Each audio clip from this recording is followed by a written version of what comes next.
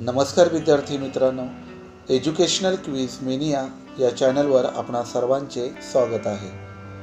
आज आपण या व्हिडिओमध्ये इयत्ता 6वी विषय भूगोल पाठ 9 ऊर्जा साधने या पाठातील संपूर्ण स्वाध्याय अभ्यासणार आहोत। प्रश्न अ, पुढील कार्यासाठी कोणते साधन वापरावे लागेल? 1. रोहनला पतंग उडवायचा आहे। उत्तर वारा। 2. आदिवासी पाड्यातील लोकांचे थंडीपासून संरक्षण करायचे आहे। उत्तर आहे लाकूड। 3. सहलीसाठी प्रवासात सहज हाताळता येतील अशी स्वयंपाकाची उपकरणे। उत्तर आहे लाकूड, कोळसा। 4. सलमाला कपड्यांना इस्त्री करायची आहे। उत्तर आहे वीज, कोळसा। 5. रेल्वेचे इंजिन सुरू करायचे आहे।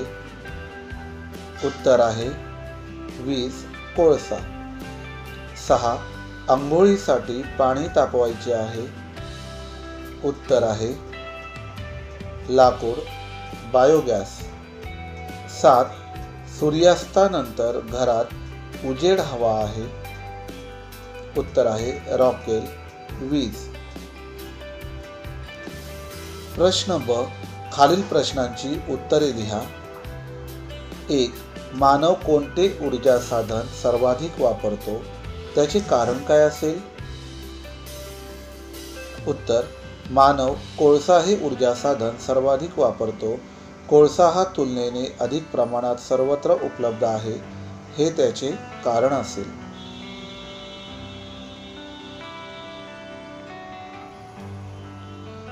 2. ऊर्जा साधनांची गरज काय?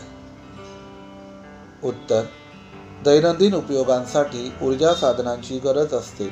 स्वयंपाकासाठी, पाणी गरम करण्यासाठी, उद्योगांसाठी, वाहने चालवण्यासाठी इत्यादी अनेक कारणांसाठी ऊर्जा साधनांची गरज असते।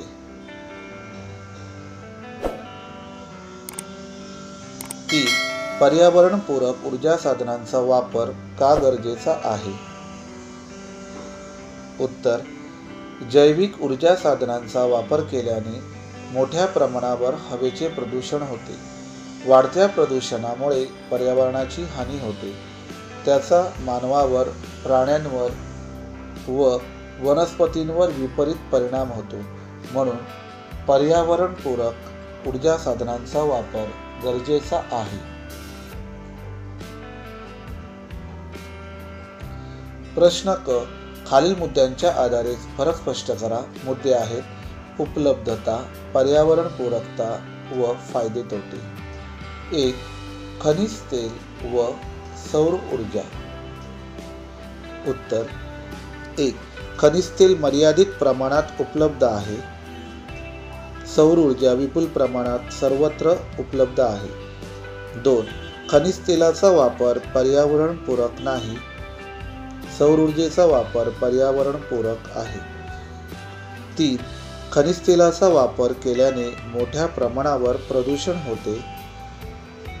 सौर ऊर्जेचा वापर केल्याने कोणत्याही प्रकारचे प्रदूषण होत नाही। 2.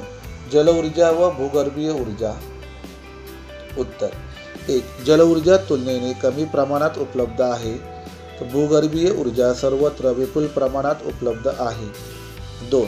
जल ऊर्जेचा वापर पर्यावरणपूरक आहे, तर भूगर्भीय ऊर्जेचा वापर तुलनेने कमी पर्यावरणपूरक आहे। 3. जलऊर्जा निर्मिती तुलनेने कमी खर्चिक आहे। भूगर्भीय ऊर्जा निर्मिती तुलनेने अधिक खर्चिक आहे।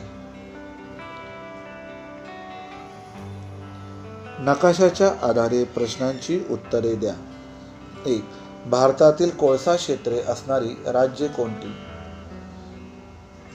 उत्तर, भारतातील कोळसा क्षेत्रे असणारी राज्य पुढीलप्रमाणे: झारखंड, छत्तीसगड, ओडिशा, पश्चिम बंगाल, मध्य प्रदेश, महाराष्ट्र, तेलंगणा, आंध्र प्रदेश, गुजरात, राजस्थान, जम्मू आणि काश्मीर, आसाम। 2. अरबी समुद्रातील खनिज तेल क्षेत्राचे नाव काय?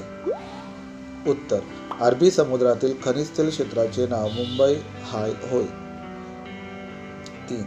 मोठ्या प्रमाणावर कोळसा क्षेत्र असलेल्या 2 राज्यांची नावे सांगा. उत्तर. मोठ्या प्रमाणावर कोळसा क्षेत्र असलेल्या 2 राज्यांची नावे पुढीलप्रमाणे: झारखंड, छत्तीसगड. 4. ईशान्य भारतातील खनिज तेल क्षेत्र कोणती आहेत? उत्तर.